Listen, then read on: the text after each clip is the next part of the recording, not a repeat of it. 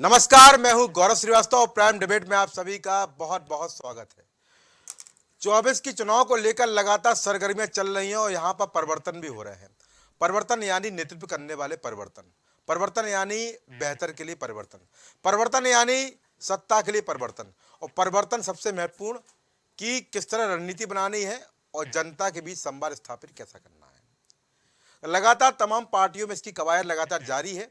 कुछ पार्टियों में परिवर्तन संभव नहीं हो सकता क्योंकि वहां पर जो पार्टी के सिरमौर हैं वो परिवर्तन करने के लिए आतुर नहीं है और होना भी नहीं चाहिए, क्योंकि यहाँ पर परिवर्तन अगर करेंगे तो शायद पार्टी के ऊपर भी दिक्कत आ सकती है।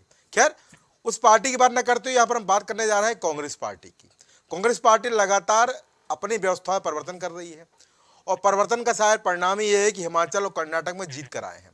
खैर, यहाँ पर हिमाचल कर्नाटक की बात नहीं करें, यहाँ पर हम बात करने वाले हैं उत्तर प्रदेश की। 80 सीटें आती हैं और बहुत कुछ तय होता है उत्तर प्रदेश के रास्ते की। अगर केंद्र की कुर्सी पानी है तो रास्ता उत्तर प्रदेश से होकर ही जाता है। जहां बीजेपी एक तरफ 400 पार और 80 सीट जीतने का दावा कर रही, तो वहीं कांग्रेस पार्टी भी INDIA के सहारे अपनी पुरानी व्यवस्था को पाने की तैयारी में लगी हुई है। और सबसे महत्वपूर्ण बात है कि उत्तर प्रदेश कांग्रेस भी लगातार जो व्यवस्था है उसको दुरुस्त करने में लगी हुई है, जिसको लेकर लगातार परिवर्तन का दौर चल रहा है। खैर, अगर कांग्रेस के हम प्रदेश अध्यक्षों की बात करें तो मधुसूदन मिस्त्री भी यहाँ पर है, निर्मल खत्री भी रहे, राज बब्बर भी रहे, उसके बाद अजय कुमार लल्लू भी आए, और अभी हाल में ही 1 अक्टूबर 2022 को ब्रजलाल खाबरी बड़ा कार्ड खेला था, आए और लगभग 10.5 महीने का कार्यकाल के बाद उनकी आज रवानगी हो गई।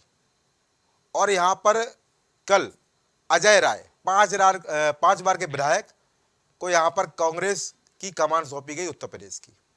बस जरूरी है 5 बार के विधायक है, और सबसे महत्वपूर्ण बात है कि 14 और 19 के चुनाव में प्रधानमंत्री नरेंद्र मोदी के खिलाफ वाराणसी से चुनाव लड़ चुके हैं। कहते जरूर थे कि हरा दूंगा, पर हरा नहीं पाए, वो अलग बात है। पर चूंकि पुराने आदमी हैं, पुराना अनुभव है, पूर्व मंत्री भी हैं, 5 बार के विधायक हैं। पर सबसे महत्वपूर्ण बात है कि जो अनुभव है, जो शुरुआती ककराह होता है राजनीति का, वो बीजेपी से सीखे थे। कोसा कला सीट से लगभग 3 बार विधायक रहे, 1999 से 2009 तक, और 3 बार विधायक बीजेपी के रहने के बाद जब नाराजगी हुई तो सपा में गए। हालांकि सपा चुनाव नहीं लड़े, निर्दल चुनाव लड़े और चौथी बार विधायक बने। उसके 5वीं बार विधायक वो कांग्रेस पार्टी से बने। वो सीट थी पिंडारा, वाराणसी की पिंडारा सीट से। हालांकि 17 चुनाव वो हार गए थे। उम्मीद बहुत थी उनको कि हम जीत पाएंगे, पर जीत नहीं पाए। पर चूंकि कांग्रेस का दामन थामे हुए हैं, कांग्रेस ने उन पर बड़ी जिम्मेदारी देते हुए यहाँ पर उनको कमान सौंपी है। अब सबसे महत्वपूर्ण बात है, पहले अलग अलग वर्ग के प्रदेश बनाए, उसके बाद OBC कार्ड खेलते हुए यहाँ पर कहा जा रहा था कि ब्रजलाल खाबरी बनेगा, वही हुआ। पर यहाँ पर सवर्ण कार्ड भी खेला है कांग्रेस में। मैं सवर्ण कार्ड की इसलिए बात कर रहा हूँ क्योंकि शायद सवर्णों को साधने की कवायद भी कांग्रेस में चलने लगी है, क्योंकि भूमिहार ब्राह्मण है और निश्चित रूप से पूर्वांचल बिहार के क्षेत्र में और खासतौर से पूर्व का क्षेत्र है उसमें उनकी खासी लोकप्रियता है। लोग सम्मान भी देते हैं, अनुयायी भी हैं। भूमिहार ब्राह्मण उस नाते भी, और बाहुबली नेता के रूप में माने जाते हैं कि बाहुबली नेता है, और ऐसे बाहुबली नेता को फिलहाल कांग्रेस ने कमान दी है। और इसके साथ ही जब नेता बने हैं, उसके बाद जब चर्चा हुई और उनको पद सौंपा गया, कल लेटर जारी हुआ, उसके बाद बयान भी आने शुरू हो गए। बयान को लेकर अगर बात करें तो उन्होंने 2 महत्वपूर्ण बयान यहाँ पर चर्चा बने हुए हैं। सूत्र बताते हैं कि यहाँ पर उन्होंने ये भी कहा है कि राहुल गांधी 2024 के चुनाव अमेठी से लड़ेंगे। स्मृति ईरानी ने कुछ नहीं किया, इसलिए अब स्मृति ईरानी से जनता जवाब मांगेगी। तो ये भी सुनने में आया है कि प्रियंका गांधी को वाराणसी से चुनाव लड़ाने की बात भी उनके द्वारा कही गई है। अब नई कमान, नई व्यवस्था, नए दिशा निर्देश, नए कार्ड, नई रणनीति का कितना प्रभाव पड़ने वाला है वो तो 24 के चुनाव का परिणाम बताएगा। पर चूंकि यहाँ पर 11 महीने के कार्यकाल के बाद ब्रजलाल खाबरी को क्यों हटाया गया, वो सबके सामने है कि निकाय चुनाव में जो प्रदर्शन की उम्मीद थी वो प्रदर्शन यहाँ पर उनके द्वारा नहीं किया गया, इसलिए शायद उनको हटाने की यही वजह रही। अब कितना कुछ अजय राय कर पाएंगे, पर पहले अजय राय का एक बयान सुन लेते हैं, फिर चर्चा को आगे बढ़ाते हैं। बिल्कुल राहुल गांधी अमेठी से लड़ेंगे। अमेठी के लोग यहाँ आए हैं और जहाँ से प्रियंका गांधी जी की इच्छा बनारस अगर होगी, हमारा एक एक कार्यकर्ता उनके लिए जान लड़ा देगा। अब स्मृति ईरानी खुदे बौखला गई हैं। 13 रुपए किलो में चीनी दिलवा रही थी, दिलवा पाई? उनसे पूछिए। 13 रुपए किलो में हमारे लोग आए अमेठी के, उनसे पूछिए। कहा था कि 13 रुपया में आपको चीनी मिलेगा और कमल का बटन दबाइए, और 13 रुपया का चीनी कहाँ गया? जनता को जवाब।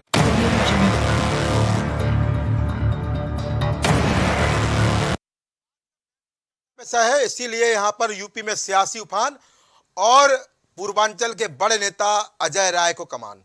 कितना यहाँ पर कांग्रेस कमाल करेगी और लोकसभा चुनाव में कितनी सीटें जीत पाएगी, महत्वपूर्ण प्रश्न ये भी है। और अमेठी में अगर राहुल गांधी दोबारा आएंगे तो किस तरह क्या रणनीति होगी कि स्मृति ईरानी को हराएंगे, कि वायनाड और अमेठी में तमाम बहुत बड़ा अंतर है। अमेठी पुश्तैनी सीट है और बहुत लगाव है, पर अगर अमेठी हार रहे हैं तो कहीं ना कहीं यहाँ पर अब मंथन करना होगा। और अगर अमेठी जीतना है तो अमेठी के लिए बड़ी मेहनत करनी पड़ेगी, क्योंकि मेहनत हमने हमेशा देखी है कि कांग्रेस पार्टी चुनाव के समय ही करती है, और निकाय चुनाव समय तो वो भी मेहनत देखने को नहीं मिली। ऐसा लगा एक प्रकार से बाखूबर भारतीय जनता पार्टी को दे दिया हो।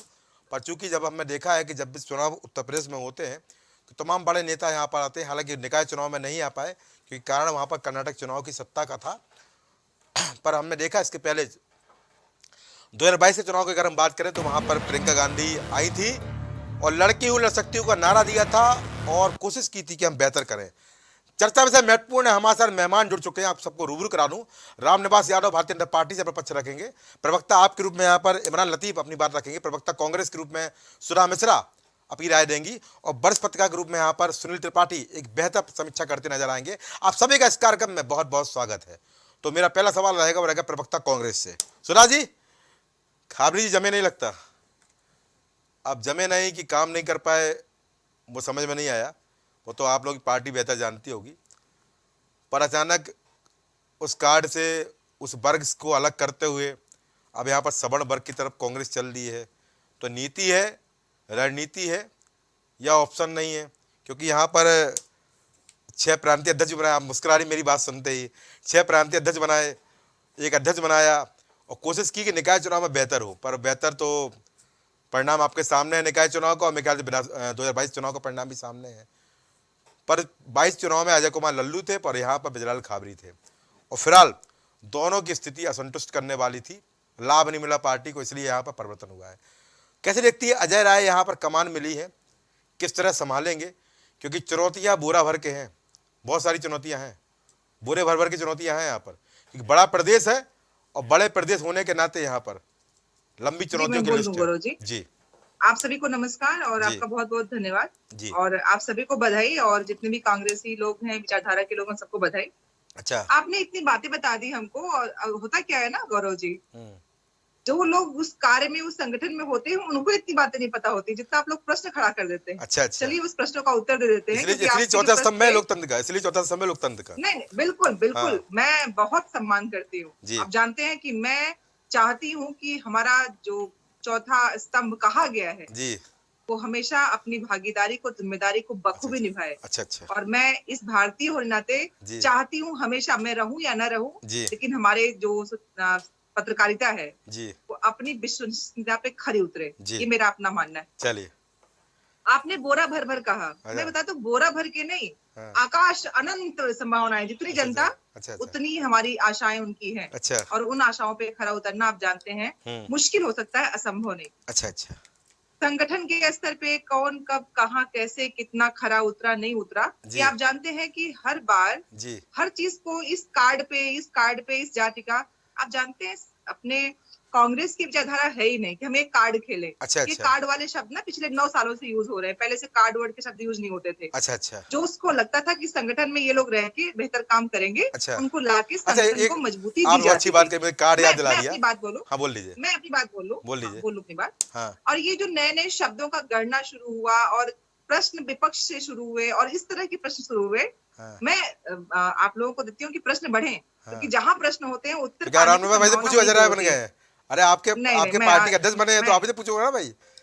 नहीं, बिल्कुल, मैं कह तो रही हूँ प्रश्न पूछने का मतलब है कि उत्तर की संभावना आपको विपक्ष दिखता है। अच्छा। पक्ष से तो सत्ता सरकार से तब में संभावना ही नहीं है प्रश्न के उत्तर पाने की। अच्छा। तो प्रश्न वहां नहीं उठता है। अच्छा। जहां संभावना है प्रश्न आप वहीं पूछते हैं। अच्छा। तो उत्तर भी मिलेगा। अच्छा। बिल्कुल, जनता ने जो मतदान के रूप में हमें दिया, अच्छा, वहां पे मैंने उस समय भी आपसे प्रश्न खड़ा किया था जब मैंने आपके साथ डिबेट किया था जी इस चुनाव में जी। मैंने कहा था, आपने देखा, आपने पता किया किन किन बूथों पे किन किन लोगों को चुनाव में मतदान करने का अधिकार से वंचित किया गया। अच्छा, आपने मुद्दा उठाया था जी। तो मैं जनता के हर वोट का सम्मान करती हूँ कि हर व्यक्ति सम्मानित है और उसके हर मत का सम्मान करना चाहिए। अगर एक लोकतंत्र में एक व्यक्ति वोट न दे पाए तो ये संविधान के साथ खिलवाड़ है। दूसरी बात, हमने उसको स्वीकार किया कि हम जीते नहीं है, कि जीत और हार में से एक ही होगा। क्या कभी कांग्रेस इस बात से हटी कि हम नहीं जीते हैं तो हम सड़क पे जनता के साथ नहीं होंगे? नहीं ना, हम बेहतर कोशिश कर रहे हैं कि हम जनता से कैसे जुड़ सकते हैं। आखिर वो कौन कौन से कारण हैं कि आज के इस उन्मादी दौर में सत्ता इतना ज्यादा, लोगों को महंगाई, बेरोजगारी और सब कुछ करने के बाद वो कैसे परसेंटाइल 30-35% को मिल जाता है और हमारा बटा हुआ वोट परसेंटाइल एक साथ ना होने के कारण इनको जीतने देता है। क्योंकि संविधान में ऐसा नहीं लिखा है ना कि इतने परसेंट वोट पाके हम जीत सकते हैं। अच्छा। भाई जिसको अधिक मिला वो जीत जाता है। अच्छा। दिक्कत इसी बात की है। तो चूंकि 37-36% की हम बात करते हैं तो भारतीय इतने नहीं है ना।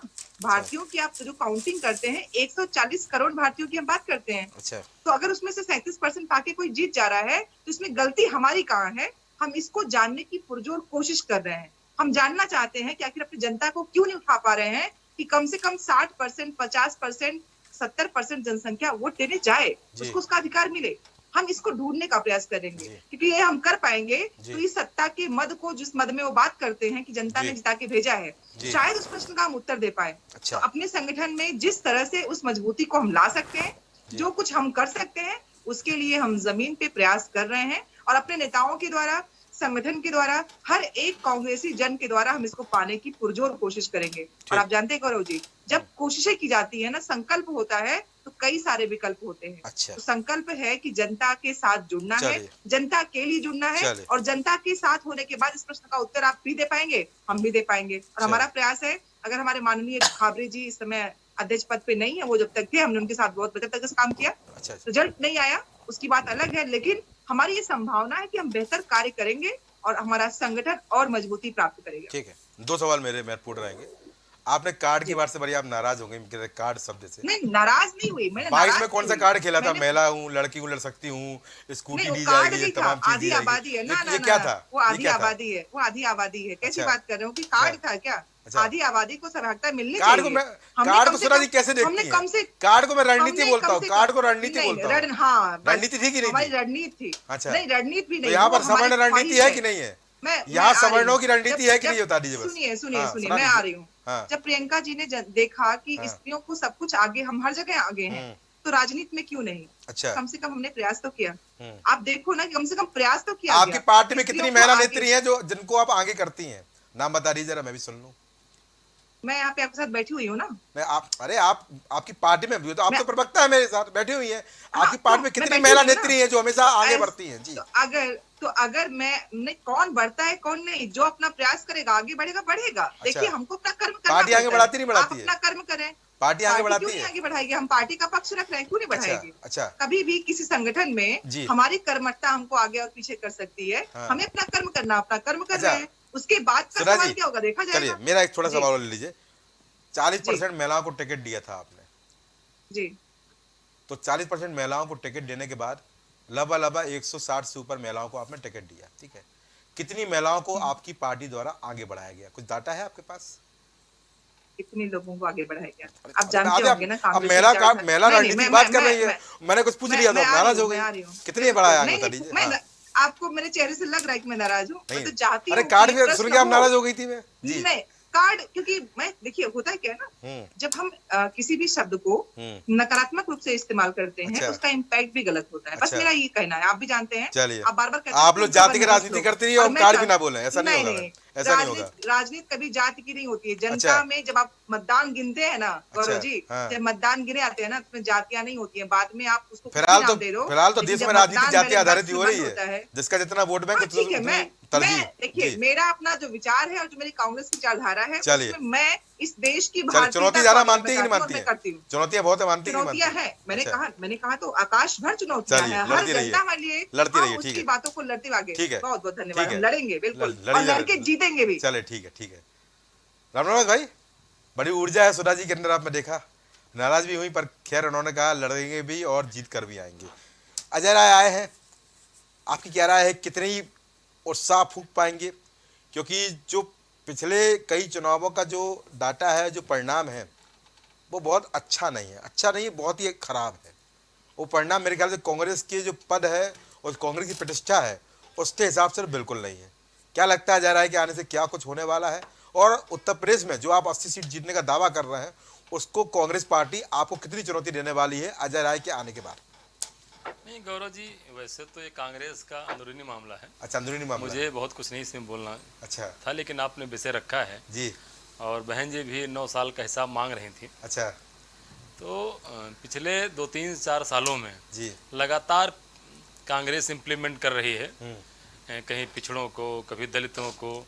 इस बार जिस तरह से सवर्ण का प्रचार किया गया कि वो सवर्ण है और सवर्ण समाज से, ब्राह्मण समाज से हैं जी, लेकिन जहाँ तक मुझे अच्छी तरह लगता है जी कि उत्तर प्रदेश में जी कोई भी कार्ड नहीं चलता है। अच्छा। या एक ही कार्ड चलता है, विकास का कार्ड और कानून का कार्ड। अच्छा। क्या बात है, मतलब आपने तो नहीं सुधा जी, कम से कम अब पूरे उत्तर प्रदेश में पहले भाई पहले तो 1.5 जिले के लोग थे और अब तो आधे जिले बचे हैं। अच्छा, और वो भी उत्तर प्रदेश में, और आधे 1.5 जिले से जो है लगभग कई बारों से 1.5 जिले से करके अब आधे जिले में बचे हैं। अच्छा, आधे जिले बचे हैं। हाँ। और आधे जिले में भी प्रभाव बिल्कुल शून्य हो रहा है। अच्छा, वो भी आधे जिले में भी प्रभाव शून्य हो रहा है। अभी आपने देखा होगा कि ब्लॉक प्रमुख के चुनाव हुए। मौका देंगे आपको, सुन लीजिए पहले। हाँ। नहीं, दरअसल है क्या कि वो आदत के अनुसार आदत है। अच्छा, आदत है। अच्छा, क्योंकि अपनी बात कहने के बाद दूसरे की बात सुने नहीं देंगे। झूठ बोलने की आदत है। चलिए, नहीं, शांत रहिए। जो बोलिए रामनिवास जी, बोलिए भाई। आधे जिले में भी अभी पंचायत चुनाव में देखा सब खत्म जी, नगर पंचायत चुनाव में देखा सब खत्म। अच्छा। अब क्योंकि वो लंबे समय से सोनिया जी सांसद थी वहाँ जी, और तो लगता है कि कांग्रेस को कि हम उनके सहारे कुछ कर लेंगे, लेकिन मुझे लगता है कि यहाँ योगी जी की सरकार है और कानून का राज है। अच्छा। और अजय राय जी अच्छे नेता हैं, भारतीय जनता पार्टी से 3 बार विधायक रहे जी, बिल्कुल रहे। और हमें लगता है कि शायद भाजपा कांग्रेस विधायक कभी हो नहीं पाए वो जी। और जब से भारतीय जनता पार्टी छोड़े जी, वो नेपथ्य में चले गए। लेकिन ठीक है भाई कि कांग्रेस के पास भी कुछ है नहीं। अच्छा, कुछ नहीं है। रोज प्रयोग करना। अच्छा। 9 महीने, 11 महीने, 13 महीने, तो ये सब प्रयोग हैं, प्रयोग चलते रहेंगे। अच्छा। और 2024 में उत्तर प्रदेश में 80 की 80 सीटें हम पाएंगे। अच्छा। क्योंकि उत्तर प्रदेश जनता 2014 से लगातार हमारे साथ है, क्योंकि हम जनता के साथ जुड़े हुए हैं, उनके सुख दुख में, उनको आगे बढ़ाने में लगातार हमारी सरकार, हमारी पार्टी लगी है। इसीलिए आपने देखा होगा कि कांग्रेस तो 0 है। अच्छा। जो मुख्य विपक्षी दल समाजवादी पार्टी थी, उसका भी लगातार ग्राफ गिर रहा है। और हमको लगता है कि 2014 से अभी तक उबर नहीं पाए समाजवादी पार्टी। तो कांग्रेस का तो कहीं दूर दूर तक पता नहीं है, इसलिए कांग्रेस के बारे में बहुत ज़्यादा मुझे नहीं बोलना है। बस इतना कहना है कि यहाँ योगी जी का राज है, मोदी जी का राज है और आगे चलेगा। और 2024 में जो संकल्प हम सबका है कि अब की बार 400 पार, वो संकल्प हमारा पूरा होगा। ठीक है, सुराज आपको लूंगा। रामनाथ भाई, आपने कहा कि कोई अंदरूनी मामला है, पर जब वो कहते हैं कि स्मृति ईरानी बौखला गई हैं और डर गई हैं, जनता जवाब मांग रही है, राहुल गांधी इस बार अमेठी चुनाव लड़ने वाले हैं और यहाँ पर प्रियंका गांधी बनारस जाएंगी, तो यहाँ पर कहीं ना कहीं ये मामला अंदरूनी के राजनीतिक हो जाता है। इस पर क्या कहेंगे उनके बयान? नहीं गौरव जी, भाई कांग्रेस पार्टी है, वो अमेठी जाए, बनारस जाए, हम कहते कहीं जाए, भाई उनका अधिकार क्षेत्र जाना चाहिए। भाई वो राजनीति में है, विपक्ष में है, तो जाना चाहिए। लेकिन जिस प्रकार से देखा होगा आपने कि भाई गठबंधन भी कर लिए, समाजवादी पार्टी से और बहुजन समाज पार्टी सबसे गठबंधन कर लिया और तमाम रूपों का परिवर्तन कर लिया। आपने देखा होगा 2017 के चुनाव के समय राहुल गांधी जी कुर्ता फाड़ के हाथ निकाल रहे थे बाहर। अच्छा। उसके बाद कभी देखिए बड़ी दाढ़ी रखा लिया, कभी जनेऊ पहन लिया, कभी टोपी लगा लिया, तो सारे प्रयोग तो कर लिया है। अच्छा। और पिछड़े का भी प्रयोग कर लिया, दलित का भी प्रयोग कर लिया, तो सारे प्रयोग हो चुके हैं, लेकिन कोई भी प्रयोग, क्योंकि यहाँ बाबा जी की सरकार है, अच्छा, कानून का राज है, इसलिए कोई भी प्रयोग यहाँ चलने वाला नहीं है। यहाँ खाली एक ही प्रयोग चलेगा, विकास का प्रयोग और कानून का प्रयोग। ठीक है, ठीक है। इमरान भाई आपके जो साथ कांग्रेस है, फिलहाल INDI में आप शामिल हैं, अब कब तक शामिल रहेंगे ये भी बड़ा प्रश्न है। मुस्कुराएंगे तो अलग बात है, क्योंकि यहाँ पर जब चुनाव दिल्ली का होगा तब भी थोड़ा सा संशय रहेगा। खैर वो मुद्दा नहीं है, यहाँ दिल्ली और पंजाब की बात नहीं करेंगे, पर यहाँ मुद्दा ये है कि अजय राय को कमान सौंपी गई है। आप भी लगातार उत्तर प्रदेश में सक्रिय हैं, आंदोलन करते हैं, प्रदर्शन करते हैं और जनता के बीच जाते हैं। कैसे देखते हैं इस चुनौती को, कि किस तरह चुनौती यहाँ देते नजर आएंगे, और ये चुनौती आने वाले समय बीजेपी को कितना नुकसान दे सकती है? क्योंकि यहाँ पर रामनिवास भाई का सीधा कहना है कि 80 सीट हम जीत रहे हैं, 400 पार भी कर रहा है, और कानून का राज है, उसी राज को, उसी विकास के साथ हम उत्तर प्रदेश में 80 सीटें जीतेंगे। देखिए गौरव भाई, जहाँ तक हमारे भारतीय जनता पार्टी के साथी की बात है जी, निश्चित रूप से उनका प्रयास भी यही होगा कि वो 80 सीटें जीतें, और उनको प्रयास करना भी चाहिए जी, क्योंकि कोई भी राजनीतिक पार्टी जब चुनाव में जाती है जी, तो इसी उम्मीद के साथ, इसी आशा के साथ जाती है कि वो अच्छे प्रदर्शन करें जी। लेकिन अब जो समय देश की राजनीति की बात कर लें या उत्तर प्रदेश की राजनीति की बात कर लें, अभी तक इनके चुनाव लड़ने का समय था, चाहे 2014 में चुनाव लड़े, तो अमूमन ये एक जो सिनेरियो बन रहा है, जो परिदृश्य बन रहा है पूरे देश के अंदर चुनावी परिणामों का, वो ये होता है कि एक दो सरकार का तो मौका जनता देती ही देती है। 10 साल का मौका यूपीए को भी मिला था, 10 साल का मौका जनता ने इनको भी दिया। 10 साल में यूपीए की भी समीक्षा हुई थी, और अब 10 साल बाद मोदी जी की भी समीक्षा होगी, एनडीए की भी समीक्षा जनता करेगी और उसके आधार पर फैसले करेगी। जहां तक आपने अभी आम आदमी पार्टी इंडिया में रहेगी कि नहीं रहेगी, आपको बिल्कुल स्पष्ट कर दें कि आम आदमी पार्टी बिल्कुल इंडिया के साथ है, क्योंकि मसला यहाँ ना तो सीटों का है, ना तो यहाँ सदन में पहुंचने की कोई जल्दबाजी है। आज अगर आम आदमी पार्टी किसी बात को लेकर चिंतित है तो वो देश के भविष्य को लेकर चिंतित है। अच्छा। अगर हम इंडिया में शामिल हुए हैं तो अपनी तमाम राजनीतिक महत्वाकांक्षाओं का हमने कत्ल किया है अपने हाथों से, सिर्फ इस वजह से कि देश का संविधान बच जाए, देश के अंदर लोकतांत्रिक व्यवस्था जीवित रहे, लोकतांत्रिक मर्यादाएं जीवित रहें, संविधान को लेकर जो आस रहती है वो आस जिंदा रहे। इसलिए आम आदमी पार्टी ने इंडिया में आने का फैसला किया, और सबसे पहली जरूरत इस बात की है कि जो भारतीय जनता पार्टी की सरकार केंद्र के अंदर है, जो लगातार लोकतंत्र का कत्ल कर रही है, संविधान का कत्ल कर रही है, जनता के मुद्दों पर काम करने के मामले में पूरी तरीके से विफल रही है, उस पार्टी को केंद्र की सत्ता से पहले बेदखल किया जाए। उसके बाद सियासत की जाएगी, राजनीति की जाएगी, क्या करना है क्या नहीं करना है। जहां तक बात, अब मैं मुद्दों की बात कर लूं, मैं दूसरे कहीं से कोई बात नहीं करूंगा गौरव भाई। रामनिवास यादव जी जब चुनाव लड़ने के लिए गए होंगे, इनकी पार्टी जब गई होगी, तो ये अपना एक संकल्प पत्र लेकर आए थे।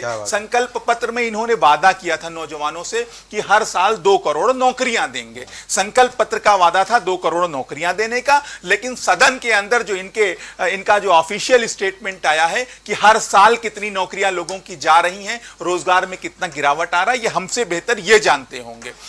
इन्होंने किसानों से वादा किया था कि आय दोगुनी कर देंगे। आय दोगुनी करना तो बहुत दूर की बात है, अगर किसान एमएसपी पर खरीद को लेकर मांग करते हैं तो हरियाणा के अंदर इनकी सरकार है, वहां पर किसानों की हड्डी पसली तोड़ के एक कर दी जाती है। एमएसपी पर खरीद करना तो बहुत दूर की बात है। ऐसे ही आप बात कर लेंगे महिलाओं का आज क्या हालत है उत्तर प्रदेश के अंदर। अभी आप कानून व्यवस्था की बात कर रहे थे, यहां पुलिस वाले सोने चांदी लूटने में व्यस्त हैं, थाने के अंदर बलात्कार हो रहे हैं, थाने के अंदर कत्ल हो जा रहा है, व्यापारी की हत्या पुलिस वाले कर दे रहे हैं, उत्तर प्रदेश के अंदर हो रहा है। तो ये तो हालत कानून व्यवस्था की उत्तर प्रदेश के अंदर है। तो कुल मिलाकर शिक्षा के अगर मामले की बात करेंगे, 23,000 स्कूल बंद हुए उत्तर प्रदेश के अंदर। अगर आप सरकारी अस्पतालों की हालत की बात करेंगे तो मैं कहूंगा हमारे मित्र रामनिवास यादव जी हमारे साथ चलते हैं सुदूर के जिलों में जो जिला अस्पताल हैं, उनकी हालत का जो सर्वेक्षण हम दोनों लोग मिलकर करते हैं, जो सच्चाई होगी सामने यहां जाएगी। जो मेडिकल कॉलेज कागजों पर खुले या जो बिल्डिंग तैयार कर दी गई,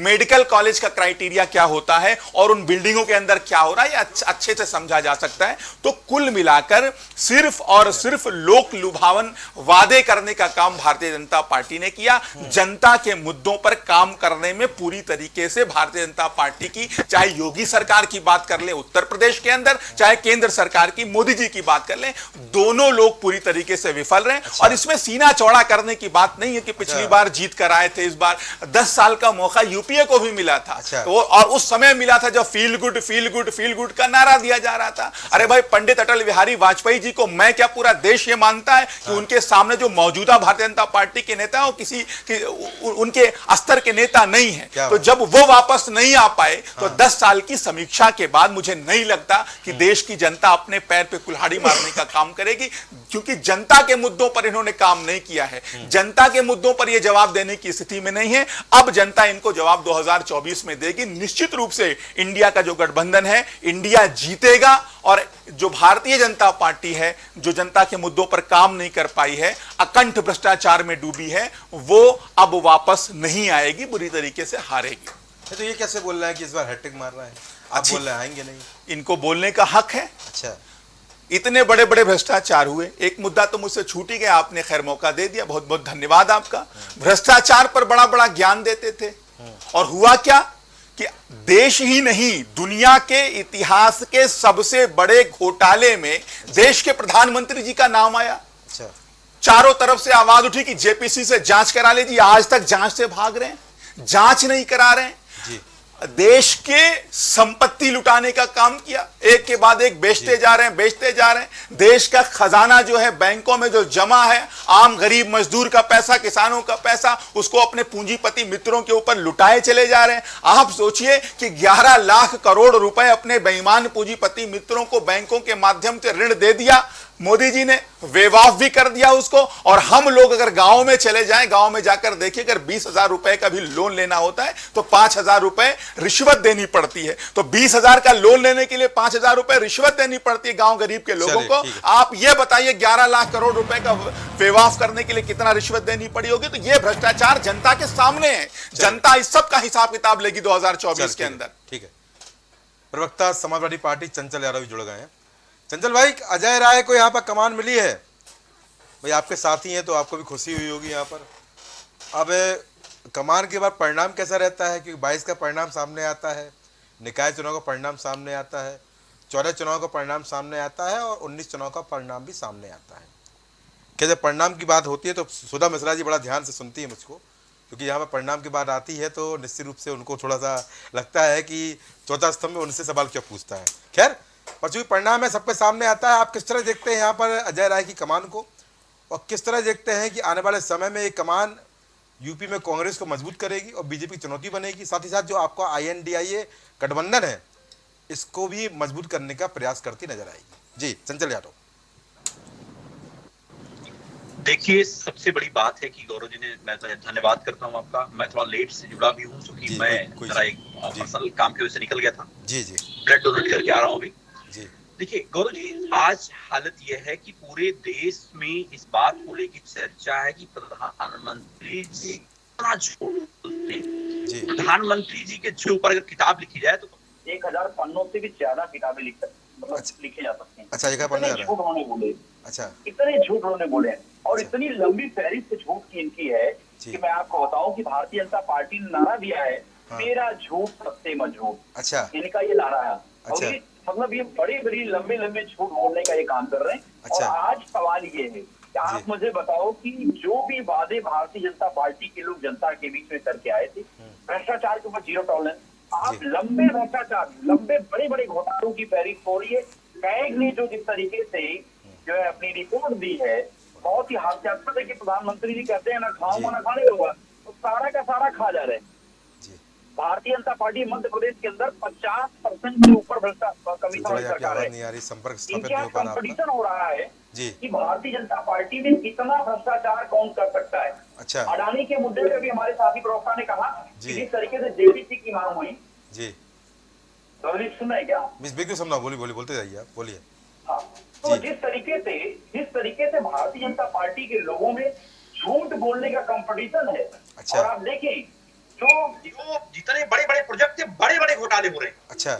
और मैं बताऊं आपको, नमामि गंगे हो, स्मार्ट शहर प्रोजेक्ट हो, चाहे वो आपका देखा होगा आपने भारतमाला प्रोजेक्ट हो, चाहे भी अयोध्या की भूमि का घोटाला हो, अच्छा। इतने बड़े बड़े घोटाले भारतीय जनता पार्टी का।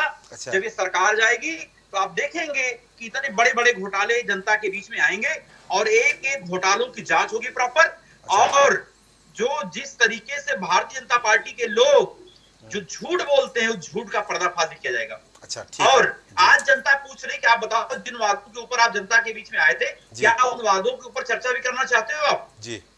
अभी मैं बिलीव नहीं होगा कि मैं भी आजमगढ़ सदर अस्पताल में कल था जी। इतने बस से बदतर हालात हैं अस्पतालों के कि आप जो आदमी वहां पहुंच जाएगा खुद बीमार हो जाएगा। अच्छा। इतनी गंदगी का पर्याय बना के रख दिया इन लोगों ने।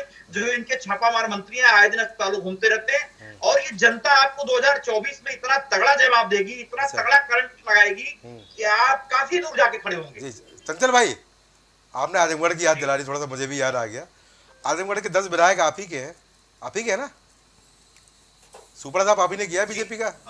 आजम के 10 विधानसभा सीटों के विधायक आपके हैं, और फिर भी अगर वहां पर गंदगी है तो विधायक क्या कर रहा है आपके? लड़ते नहीं है क्या जनता के लिए? बहुत अच्छा सवाल, बहुत अच्छा सवाल जी, बहुत अच्छा सवाल आपने उठाया है जी। मैं आपको बताऊं कि मैं एक अस्पताल की वानगी की बात कर रहा हूं आपको। देखिए, आजमगढ़ में जो अस्पताल है, जो अस्पताल इनके भाई आप सोचिए, समाजवादी पार्टी के विधायकों की सुनवाई जो इनके यहाँ अभी देखिए आए दिन हमारे माननीय विधायक लोग जो है आवाज उठाए, लोग विधानसभा के अंदर आवाज उठाए कि माननीय विधायकों की बात को अधिकारी नहीं सुनते। अच्छा। और मैं आपको बताऊं, बड़ी मजे की बात है कि इनके मंत्रियों की सुनवाई नहीं है। अच्छा। यहाँ तो केवल वन मैन शो हो गया है। अच्छा। यहाँ तो कंपटीशन चल रहा है कि दोनों इंजन टकरा रहे हैं। अच्छा। जिस तरीके से दिल्ली में आपने मेरा सवाल पलट दिया संजय भाई, आपने बड़ी साफगोई से मेरा सवाल पलट दिया। मैंने आपसे इतना कहा कि आपने आजमगढ़ की बात की, मैंने कहा 10 के 10 विधायक आपके आजमगढ़ में समाजवादी पार्टी के हैं, तो अगर वहाँ पर अव्यवस्थाएं हैं तो अव्यवस्थाओं के लिए अगर सामूहिक रूप से प्रयास करेंगे तो शायद अव्यवस्था सुधर सकती है।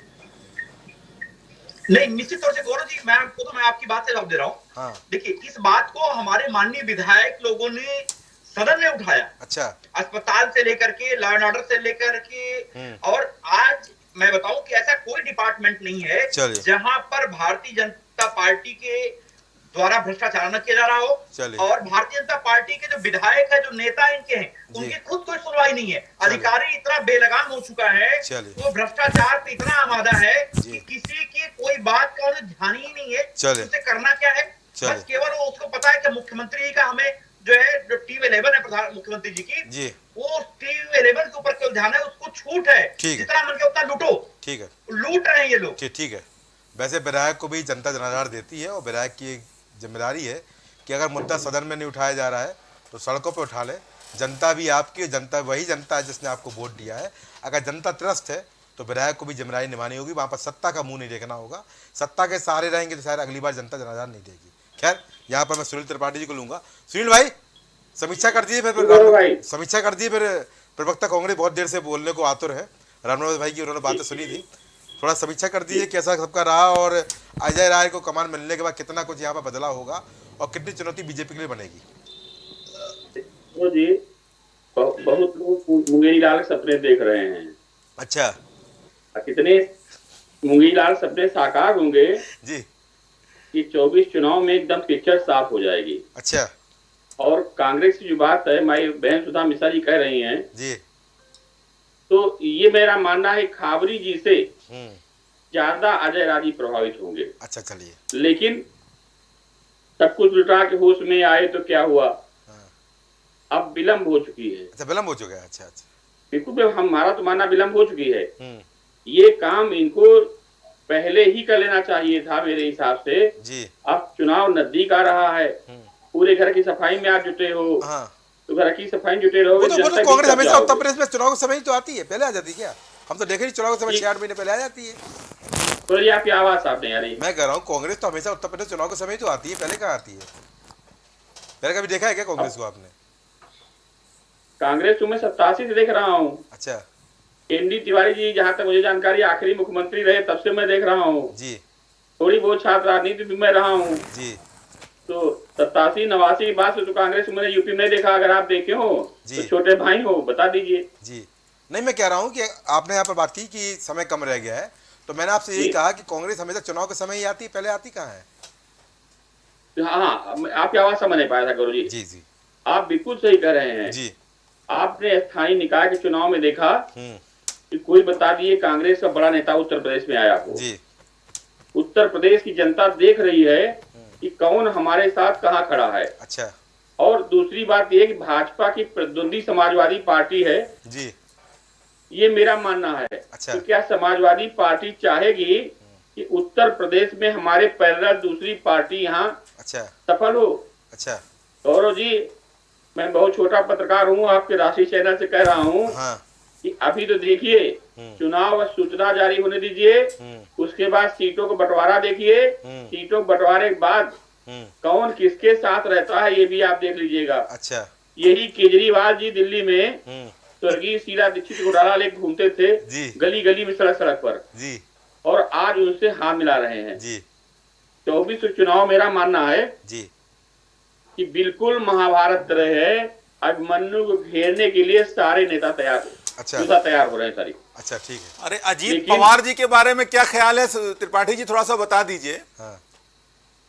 70,000 करोड़ के घोटाले की बात आई थी, जो यहाँ पर आपने अभी नहीं, कोई भी हो सवाल से मतलब रखिए। कौन बोल रहा है, इससे क्या मतलब है? मैं जवाब देता हूँ आपका। अजीत पवार जी के बारे में क्या ख्याल है, उसके बारे में बता दीजिए। हेमंत बिस्वा, अरे हो सकता है हम सत्ता पक्ष के भी हूँ, कोई मामला नहीं है। हेमंत बिस्वा शर्मा जी के बारे में क्या ख्याल है? नारायण राणे जी के बारे में, यार कुछ नाम तो जा रहा हूँ ना, नाम में ले रहा हूँ, उनके बारे में कुछ बता दीजिए। पूरा साथ दिया तो आप बोले तो हम बोले। बोले बोले बोले बोले बोले। अब हमारे सवाल का जवाब बताऊंगा। बोले, बताऊंगा मानवीय, बिल्कुल बताऊंगा, ऐसा नहीं बताऊंगा जी। बोलिए, जल्दी बोलिए। ऐसा है कि आप शायद इन्होंने मेरा ख्याल हेमंत बिस्वा शर्मा का नाम ही नहीं सुना होगा शायद। जी चंचल जी, आ रहा हूँ। ऐसा है कि आपको भी देंगे, परेशान ना होइए, आप जो कह रहे हैं कि ये भ्रष्टाचारी सरकार है जी, ठीक है, मानता हूँ भ्रष्टाचारी सरकार है। अच्छा। तो भ्रष्टाचारी कागज सड़क पे लाइए, धरना प्रदर्शन कीजिए और जनता को दिखाइए दोनों हाथ से कि ये भाजपा सरकार, मोदी सरकार चोर है, भ्रष्ट है। दिखाइए तो। आप खाली टीवी चैनलों पे आते हैं, भ्रष्टाचार है जी, सरकार क्या कर रही है, बेरोजगारी है, उस समस्याओं को आप आ रहा है, आप प्रदेश अध्यक्ष बदल रहे हैं जी, ठीक। गौरव जी, 10 सेकंड के सवाल का जवाब यही दे, क्योंकि बीजेपी के प्रवक्ता तो दे नहीं पाते हैं। कम से कम अखिलेश जी तो उत्तर प्रदेश में कहीं दिखाई पड़ते हैं। अच्छा। कोई राजनीतिक दल हमको इसके अलावा दिखाई पड़ा हो तो बता दीजिए। अच्छा अच्छा। आप सत्ता पाने के लालच में इन प्रकार जो यहाँ पर सवाल पूछा गया है सुनील भाई, आपसे जल्दी जवाब दीजिए। ये आपसे प्रवक्ता आम आदमी पार्टी इमरान लतीफ पूछे थे, अजीत पवार के बारे में पूछे थे। देखिए, नियमता तो जांच उनकी भी होनी चाहिए। अच्छा। अब ये विपक्ष में है, डिप्टी सीएम बने, जांच क्या होगी? विधानसभा मतलब विपक्ष जांच करता है क्या? ये बड़ी नई बात बता रहे हैं आप, इतने वरिष्ठ पत्रकार होके बता रहे हैं कि जांच कराने की जिम्मेदारी विपक्ष की है। नहीं, आप ये बताइए हमको, मतलब सरकार से आप सवाल करने की हिम्मत आपके अंदर नहीं है? अरे भाई, जिनके पास ईडी है, सीबीआई है, वो जांच नहीं कराएंगे। चले तो इस देश में माननीय सर्वोच्च न्यायालय भी है। अब मुझे थोड़ा सा मौका दीजिए, मैं इनको थोड़ा सा इनके नहीं करता किसी साथ मेरा मानना है। पार्टी के भ्रष्टाचार से भी अवगत करा दूं, शायद अभी न्यायालय बैठा है, भोला बालक बन रहे हैं, मैं बता दूं जरा। आपकी हिम्मत, सर्वोच्च न्यायालय जाइए और दस्तावेज देखिए आपका न्याय होता कि नहीं होता। अरे सर्वोच्च न्यायालय के फैसले को अध्यादेश लाकर पलट दे रहे हैं, कहाँ चले जाएं? चले ठीक। अरे त्रिपाठी जी, सर्वोच्च न्यायालय की संविधान पीठ के फैसले को अध्यादेश लाकर पलट दे रहे हैं भैया, आप बताओ उसके बाद कहाँ जाना है? बता दीजिए। नहीं देखिए, उसके बाद बताओ, अब इधर उधर अलग क्या है भाई? आप बताओ, संविधान पीठ के फैसले को आप सर्वोच्च न्यायालय की बात कर रहे थे, 1-2 जजों की बात कर रहे थे। सर्वोच्च न्यायालय के 5 जजों की संविधान पीठ के फैसले को धता बता दिया इस सरकार ने। अरे एक बार तो कुछ बोल दीजिए। दिल्ली की जनता का फैसला था, दिल्ली की जनता की चुनी हुई सरकार के अधिकारों को छीन लिया। आप एक बार सवाल नहीं कर पा रहे हो। हेमंत बिस्वा शर्मा का नाम लेता हूं तो भोला बालक बन जा रहे हो, नारायण राणे का नाम ले रहा हूं तो त्रिपाठी जी आप भोला बालक बन जा रहे हैं। आप जानते नहीं नारायण सिसोदिया का भी नाम लीजिए ना। चलो ठीक है, नारायण राणे मनीष कौन सिसोदिया है? जी का भी नाम अरे तो लीजिए, मनीष सिसोदिया सत्येंद्र जेल के जैन जी अंदर का भी नाम है। लीजिए। सत्येंद्र जैन जेल के भाई अंदर वो तो है। सब कट्टर और आप ईमानदार बताइए, है ना। जेल के अंदर डालिए। फिर भी जेल की आप हवा खा फांसी रहे हैं। चढ़ा दीजिए मनीष सिसोदिया भाई को। कट्टर ईमानदार है, फिर भी जेल की हवा खा रहे नारायण हैं। राणे पर बोलिए भाई। सत्येंद्र जैन अजीत कट्टर पवार, ईमानदार है, दूंगा जेल आपको। की हवा खा रहे हैं। अभी मौका दूंगा आपको। 70,000 करोड़ के घोटाले की बात कर रहे थे आदरणीय प्रधानमंत्री जी। कहाँ गया वो घोटाला? तो आप मान लीजिए, या तो घोटाला नहीं था, मनीष या तो सिसोदिया जी के बारे में बताइए। मैं तो कट्टर कह रहा हूं, ईमानदार है। उन्होंने नहीं, उन्होंने केजरीवाल ने कट्टर ईमानदारी का सुनील भाई शांत रहिए, रखे हैं। मौका दूंगा आपको। दीजिए उनको। सुनील भाई मौका दूंगा। बताइए जवाब क्या कर दीजिए रहे हैं आप। जेल में? आपको अजीत पवार पर जवाब देना पड़ेगा। सुनील भाई मौका दूंगा आपको। सुनील भाई मौका दूंगा। जवाब देना पड़ेगा। सुनील भाई मौका दूंगा। नारायण राणे पर जवाब देना पड़ेगा। अनिल शर्मा पर जवाब सत्येंद्र देना जैन पर पड़ेगा। जवाब नहीं लेंगे। आप जवाब दीजिए। मनीष सिसोदिया जी पर जवाब नहीं लेंगे। मैं कह रहा हूँ मनीष सिसोदिया को फांसी चढ़ा दिए, जेल के अंदर तो हैं। हाँ आप अब बताइए। वो कट्टर ईमानदार है। मैं क्या जो जेल में है, उस पर कुछ नहीं बोलेंगे। बेईमान फांसी चढ़ा दीजिए आप। उस पर आप कुछ नहीं बताइए। बोलेंगे। चलिए आप सत्येंद्र बता। जैन अरे जेल में यादव जी आप बता। बंद है, जैन उनके साहब बारे में को कुछ नहीं और बोलेंगे। सिसोदिया जी को एक फांसी चढ़ा दर्जन दीजिए। विधायक भ्रष्टाचार में देश के जेल बंद है, दूसरे उनके भ्रष्टाचारियों बारे को में नहीं फांसी चढ़ा बोलेंगे। दीजिए। मैं कह रहा हूँ अरे बाकी उनका जो भी नाम विपक्ष के लीजिए। नेता हैं उनको और सड़क स्वतंत्रता पे खड़ा संग्राम करके कहीं गोली तो मार करके नहीं दीजिए। गए जेल में। लेकिन अजीत पवार के बारे में भ्रष्टाचार बताइए। के अजीत मामले में पवार जेल के गए बारे हैं। में बताइए। अजीत पवार के बारे में बताइए।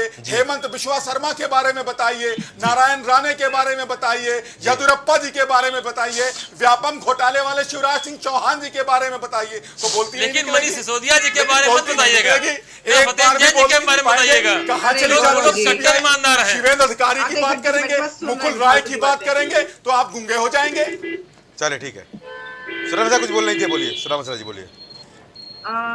गौरव जी इतनी बातें कर रहे थे, हमारे सुनील भाई तटस्थ होते हैं, लेकिन आज मुझे लगा कि एक तरफ सिक्के का पहलू उन्होंने ऐसे कर दिया, यहाँ से देख रहे हैं। अच्छा। उनको ऐसे रखना चाहिए, इधर भी देखे इधर भी देखे। अच्छा अच्छा। दिक्कत इस बात की इस देश में कि अफसोस इस बात का होता है कि आप जब 10 लोगों का नाम ले रहे हो, जो ठीक है आपने स्थापित कर दिया कि आप लोग ईमानदार हैं, मैं भाजपा की बात कर रही हूँ जी, मान लेते हैं, जो जनता ने मान लिया, ठीक, जनता ने मान लिया, तो आपने कितने लोगों को जेल भेजा जिनको आप कह रहे थे जी। आप क्या साबित करना चाहते? आप लोग जब बातें करते हैं, अभी मनीष सिसोदिया जी के साथ जो नाम ले रहे थे, चलिए मनीष जो किया आपने जेल में डाला हुआ है ना, तो आप उनके नाम को लेके आप किसी पार्टी को क्यों इंगित कर रहे हैं?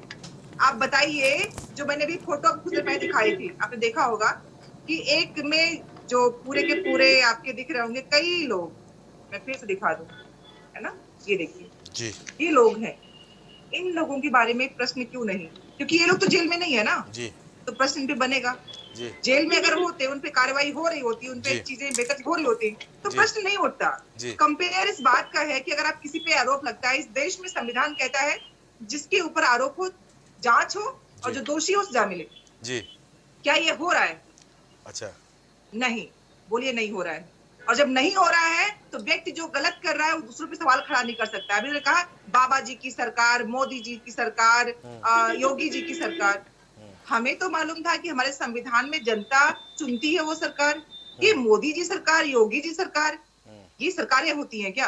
अच्छा, इस तरह से जनता के मतदान का, संविधान का मखौल उड़ाने वाले लोग जब इस तरह के दम बरसते हैं ना, दूसरों की, इनका जमीन नहीं है, शून्य नहीं है, 8 के आगे शून्य लगाएंगे 80 होता है, दम में मत रहिए। अच्छा। आप वो ऐसी पार्टी है जो कई सालों में तब यहाँ तक पहुंचे हैं। अच्छा। तो सोचिए, जिसने इस देश के नींव में अपने प्राणों की आहुति दी है, वो लोग जब प्रयास करेंगे तो क्या आगे नहीं पहुंचेंगे? आप लोग कैसी बातें करते हैं? अच्छा। ऐसी इतना दम भाता कहाँ से है? अच्छा। जबकि अगर आप कहीं भी बेजा इस्तेमाल नहीं कर रहे संस्थाओं का, तो ये दम्भ नहीं आएगा, क्योंकि जनता जब सब समझ रही है तो उसका उत्तर देती है। अच्छा। उसके बावजूद आप दम्भ में रहते हैं। मोदी जी की सरकार मोदी जी की नहीं है, जनता के द्वारा चुने गए वो सांसद जो सदन में पहुंचे हैं, उनने मिलके शायद, पता नहीं, वोटिंग तो नहीं की गई थी, वो अपने मन से बन गए। अच्छा। मोदी जी की सरकार, अरे उनकी पार्टी का मामला है, उसमें आप कह रहे हैं। हाँ। मैं आ रही हूँ। हाँ। योगी जी सरकार है, विधायकों के द्वारा बनाए गए लोग, हाँ। उन्होंने विधायिका के द्वारा उनको मुख्यमंत्री चुना, तो ये उस विधायक दल के नेता हैं। सरकार योगी जी की नहीं है, योगी जी के नेतृत्व में चलने वाली सरकार है। तो कम से कम दंभ में मत भूलिए कि जनता ही सर्वोच्च है। आपने कहा कानून का राज है, मैं पूछना चाहूंगी, है कानून का राज क्या है? अच्छा, आपको लगता है ऐसा? अदालत में हत्या हो रही है, पुलिस के 12 जवान आसपास घेरे हुए, 25 जवान घेरे हुए, कोई व्यक्ति आता है यहाँ से, बड़ी पीड़ा है बहन जी को। बड़ी पीड़ा नहीं, है मुझे पीड़ा नहीं है आपके कानून व्यवस्था पे झूठ बोलने की। मुझे पीड़ा इस बात की नहीं है, मुझे पीड़ा है कि मेरे भारतीय इस भारतीयता में इस तरह से जहर घोल के झूठ बोलने वाले लोग दरभंगा में। प्लीज मैं आपसे मैं इस तरह से अपना बहस करती हूँ, चाहती हूँ। मुझे पीड़ा है कि नहीं आपसे मसला नहीं है उसका। मेरे व्यक्तिगत रूप में बताइए, मुझे पीड़ा है नहीं है तो आपसे करने आऊंगी क्या मेरा? अरे भाई आप पार्टी रिप्रेजेंट कर रही थी, पार्टी की पीड़ा बता रहे हैं भाई, वो आपकी पीड़ा थोड़ा बता रहे हैं। मेरी पीड़ा बता रहे हैं वो, नहीं आपकी पार्टी की पीड़ा। नहीं है कानून का राज।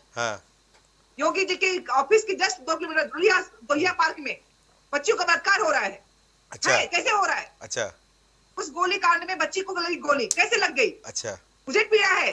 सबको पीड़ा होनी चाहिए, हर एक माँ को। जिस माँ के बच्चे बाहर हैं, जिस माँ की बेटियां बाहर हैं, है पीड़ा।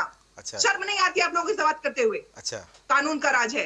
अगर कानून का राज होता तो आप यहाँ बैठ के बैंगना मार रहे होते, सच बोल रहे होते। अच्छा जैसे आपके प्रधानमंत्री झूठ बोलते हैं, वो कह रहे हैं दरभंगा में एम्स मिला क्या? ढूंढ के आए आप?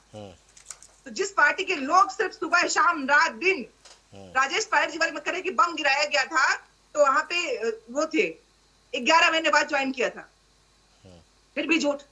आप जानते हैं गौरव जी, आप पत्रकार हैं, मिजोरम के ऊपर अगर ये किया गया या उसके बाद जिस तरह से अकाली दल के ऊपर जो चीजें हुई थी, उसमें किसने बाध्य किया था सरकार को? जरा पता करिएगा, इन लोगों को बताइए और पढ़ाइए, तथ्यों को जाने ये लोग। और मिजोरम में कौन सी ताकतें, आपका इस समय बांग्लादेश है, उसमें वो पाकिस्तान था जो उसका बॉर्डर है, और उसका जो रो था वहां पे एक और बॉर्डर मिल रहा था, वहां पे ताकतें आके मिजोरम के लोगों को बहला रही थी। देश के ऊपर बढ़ रहा था खतरा। अच्छा क्या ये बताएंगे इस बात को? चलिए, तो जब झूठ की फैक्ट्री चल रही है तो मात्र इस देश में झूठ, और यहाँ पे कानून का राज अगर होता गौरव जी, तो ये दम्भ में कोई व्यक्ति हंस के मेरे ऊपर पीड़ा की बात नहीं करता। जब लड़कियों की इस तरह बलात्कार हो रहे हैं, इसका मतलब कानून का राज नहीं है। अदालत में एक बच्ची है, उसको गोली लग जा रही है, कैसे लग जा रही है? चलिए पूछ लेता हूँ, इसका मतलब कानून का राज नहीं है, दम्भ मत भरिए। योगी राज नहीं है, योगी जी के नेतृत्व में आपका सरकार चल रहा है, राज नहीं है, राजसत्ता नहीं है। कम से कम शब्दों का चयन बता दीजिए, अब बोल दीजिए। गौरव जी अभी कांग्रेस की हमारी बहन जी बोल रही थी जी, तमाम भ्रष्टाचारियों के नाम बता रही थी जी। मैं पूछना चाहता हूँ आपके चैनल के माध्यम से कि कांग्रेस के राष्ट्रीय अध्यक्ष जी राहुल जी थे उस समय, सोनिया जी थी जी, दोनों लोग किस चीज में बेल में है? अच्छा, बेल पे बाहर है भाई। जेल चली जाती, अगर इतनी ईमानदारी थी तो बेल न लेती। अच्छा, फोटो दिखा रहे हैं हमको। भाई बेल से बाहर है। समाजवादी पार्टी के मित्र बोल रहे थे कि भ्रष्टाचार है। अरे इनके नेता के ऊपर, अखिलेश जी पर सीबीआई की जांच चल रही है। अच्छा, भ्रष्टाचार की जांच चल रही है।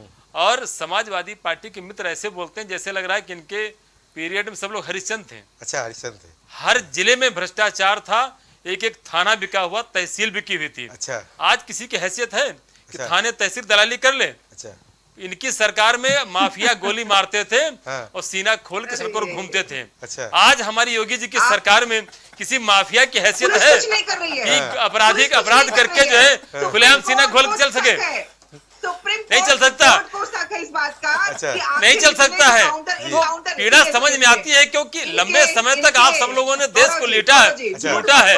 आज जनता ने मोदी जी के नेतृत्व में मौका दिया है कि अब देश नहीं लूटने देंगे। उस बयान की बात भाई मोदी जी ने कहा कि भ्रष्टाचार, परिवारवाद, फाइल जमा करो। अच्छा, भ्रष्टाचार, परिवारवाद और तुष्टीकरण से हमको लड़ना है। अच्छा, उस पर कोई बात नहीं करेंगे। भाई अगर परिवारवाद उन्होंने बोला तो परिवारवाद के नाम पर कांग्रेस के लोग क्यों परेशान हैं? अच्छा, अगर इनको लगता कि हम परिवारवाद नहीं करते हैं तो इनका नाम तो नहीं लिया मोदी जी ने ना, भ्रष्टाचार में इनका नाम नहीं लिया ना। लेकिन अगर भ्रष्टाचार का नाम लेंगे तो कांग्रेस के लोग चिल्लाएंगे, परिवारवाद की बात करेंगे तो कांग्रेस के लोग चिल्लाएंगे, अगर तुष्टीकरण की बात करेंगे तो कांग्रेस के लोग चिल्लाएंगे, क्योंकि यही 3 काम करते थे। मोदी जी के आने के बाद ये तीनों काम नहीं हो रहे, इसलिए बौखलाहट है। अच्छा, ठीक है भाई मोदी जी ने नाम तो नहीं लिया ना कांग्रेस का। भाई मोदी जी ने तो खाली परिवारवाद के खिलाफ बोला, कांग्रेस के दर्द होने लगा। इसलिए बहन जी सबसे पहले अपने नेताओं से पूछिए जो लोग बेल पे घूम रहे हैं, भ्रष्टाचार के आरोप में बेल में घूम रहे हैं, लेकिन वो पूरे प्रदेश में देश में चिल्लाएंगे मोदी जी बेईमान है, मोदी जी की आलोचना करेंगे, लेकिन अपने बारे में कभी नहीं सोचेंगे कि न्यायालय ने बेल से बाहर हैं, भ्रष्टाचार के आरोप में, चाहे जीजा हो चाहे दीदी हो, सब भ्रष्टाचार में लिप्त हैं। अच्छा, ठीक है, उनके बारे में नहीं बोलेंगे। अभी आम आदमी पार्टी के मित्र लगातार बोलते रहते हैं कि दिल्ली की सरकार हमारी 55,000 स्मार्ट कॉलेज बनाई है और उत्तर प्रदेश में 23,000 विद्यालय बंद हो गए। मैं आपके चैनल के माध्यम चुनौती देता हूं कि 7 स्मार्ट स्कूलों के नाम बता दे। कांग्रेस भी उनके आजकल साथ में, समाजवादी पार्टी भी उनके साथ में, आम आदमी पार्टी अगर हैसियत हो, उनकी हिम्मत हो तो 7 विद्यालय के नाम बता दें, तो जो कहेंगे हम लोग हारने तैयार हैं। दिल्ली में 7 विद्यालय के नाम बता दें, नाम बताते हैं कि 55,000 हमने विद्यालय बनाए। उत्तर प्रदेश में हर बार बोलेंगे कि 23,000 विद्यालय बंद हो गए। अरे मैं कहता हूं कि आपने 55,000 बनाए हैं ना, तो 7 विद्यालयों के नाम तो बता दीजिए, उसके बारे में नहीं बोलेंगे। मैं बता दीजिए। देखिए, रामनिवास यादव जी बहुत दबंग नेता हैं। दबंग नेता, अच्छा। और मैं इनसे यही निवेदन करूंगा, जब तक ये बोले, मैंने बीच में कहीं नहीं बोला। इन्होंने सवाल किया है, सबसे आखिरी में एक सवाल हमसे किया है, तो मैं सारी बात करूंगा और सबसे आखिरी में इनके सवाल का जवाब भी दूंगा। धैर्य रखिएगा जी। भ्रष्टाचार की बात कर रहे थे, पूरा ज्ञान दिया भ्रष्टाचार पे जी। और भारतीय जनता पार्टी के लोग, गौरव भाई, जब भ्रष्टाचार पर ज्ञान देते हैं तो ऐसा लगता है कि डाकू गब्बर सिंह प्रेम, अहिंसा, सौहार्द पर ज्ञान दे रहा है। अच्छा, डाकू गब्बर सिंह है। जिस पार्टी का राष्ट्रीय अध्यक्ष कैमरे के सामने रक्षा सौदे में दलाली करते हुए पकड़ा जाता है, वो लोग भ्रष्टाचार पर ज्ञान देते हैं। जो पार्टी कारगिल के शहीद के ताबूत में घोटाला करने का काम करती, वो पार्टी भ्रष्टाचार पर ज्ञान दे रही है। आज के समय की बात कर लें कि जिस पार्टी का सबसे बड़ा देश ही नहीं दुनिया के सबसे बड़े घोटाले में जिसका नाम आ रहा है, वो भ्रष्टाचार पर ज्ञान दे रहे हैं और जेपीसी जांच से भाग रहे हैं। चौथी बात, अभी एक के बाद एक घोटाले में इनके बता रहा हूं। एक बढ़िया एक द्वारिका एक्सप्रेसवे का प्रोजेक्ट लेकर आए।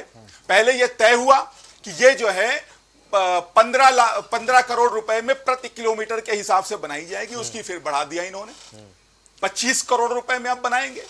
इसी तरीके से भारतमाला प्रोजेक्ट की स्थिति उठाकर देख लीजिए, 75,000 किलोमीटर सड़क बनाने का टारगेट है, उसके भी रेट बढ़ा दिए उन्होंने अपने मन से। यानी 7.5 लाख करोड़ के घोटाले का इंतजाम भारतमाला प्रोजेक्ट के जरिए मोदी जी ने कर दिया। अच्छा, बहुत बात करते हैं मर्यादा पुरुषोत्तम भगवान राम जी की। आइए अयोध्या के अंदर सीएजी की रिपोर्ट है कि अयोध्या अथॉरिटी ने घोटाला करने का काम किया, लापरवाही करने का काम किया, अनियमितता बरतने का काम किया। अरे तो ये वो लोग हैं जो मर्यादा पुरुषोत्तम भगवान राम की मंदिर की खरीद में, मंदिर की जो जमीन है उसकी खरीद में घोटाला करते हैं। अब जब वहां मंदिर बनाना शुरू किया, उसके नाम पर अयोध्या को डेवलप करने का काम शुरू किया, तो वहां पर भी घोटाला करने का काम कर रहे हैं। तो जिन्होंने भगवान राम तक को ना छोड़ा हो, उनसे आप उम्मीद करेंगे कि देश की जनता के काम आएंगे। तो कुल मिलाकर जो अच्छा, अभी भोपाल के अंदर माननीय प्रधानमंत्री जी ने कहा 70,000 करोड़ के घोटाले की पकड़ में आ गया है, जल्दी हम पकड़ के लाएंगे, चक्की पिसवाएंगे अजीत पवार से। और सुबह जब हम लोगों ने देखा तो पता चला अजीत पवार ने सीएम पद की शपथ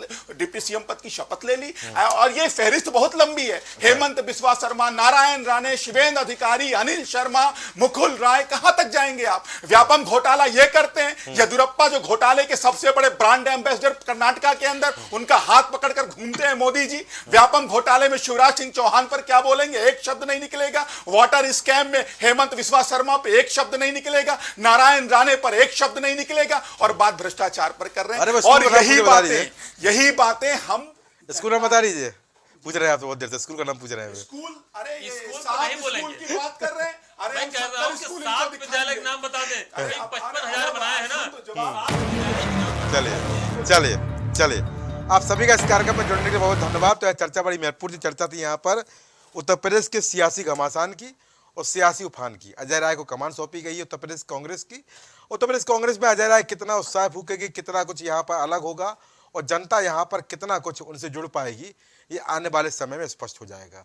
खैर, राजनीति समय ऐसी हो चुकी है कि चुनाव के समय ही आम जनता की याद आती है। वो जनता जो आपको सत्ता पर बिठाती है, सत्ता से हटाती है। जनता को समझता है, वो जनता के हमेशा साथ रहता है। जनता की समय अगर केवल और केवल चुनाव के समय याद करेंगे तो जनता भी आपको चुनाव के समय ही परिणाम देगी। जनता जनार्दन है और जनता के मुद्दों पर अगर संघर्ष करेंगे, जनता के मुद्दों को अगर लड़ेंगे, केवल सदन की बात ना करते हुए, केवल सरकार पे ठीकरा ना फोड़ते हुए, अपनी जिम्मेदारियों को भी समझेंगे, क्योंकि जनता ने आपको भी विपक्ष के रूप में जनाधार दिया है, तो शायद जनता आपकी बात समझेगी और परंपरा को बदलेगी भी। क्योंकि चुनाव, लोकसभा चुनाव बड़ा महत्वपूर्ण होता है। उस आम चुनाव में इसलिए इसको आम बोला जाता है क्योंकि ये आम चुनाव है और इस चुनाव में रटे रटाए समीकरण, विधानसभा चुनाव की बात करें, चाहे पंचायत चुनाव की बात करें, चाहे प्रधानी चुनाव की बात करें, सारे समीकरण के अलग परिणाम सामने आते हैं। वो परिणाम सामने जब आते हैं जब जनता जनार्दन आपको अपना वोट देती है। वोट के लिए संघर्ष करिए, चाहे हम कांग्रेस की बात करें, चाहे हमारी पार्टी की बात करें, चाहे समाजवादी पार्टी की बात करें। जो जनता के लिए संघर्ष करेगा जमीन पर, जो जनता के लिए लड़ेगा जमीन पर, जो जनता के लिए मार खाएगा और जेल भरेगा, लाठी खाएगा और कदम चहली भी करेगा, वही जनता के लिए पसंद भी बनेगा। जनता जनार्दन और जनता जानती है इसको वोट किसको देना है। अब देखते हैं 24 चुनाव में यहाँ पर किसको साथ जनता अपना जनाधार देती है और किसको सत्ता देती है, किसको सत्ता से उतारती है। पर एक बात तो स्पष्ट है, जनता है, जनता सब जानती है, इसको सब पता है कौन इसके साथ है और कौन इससे अलग। तो आज की चर्चा में इतना ही। नमस्कार।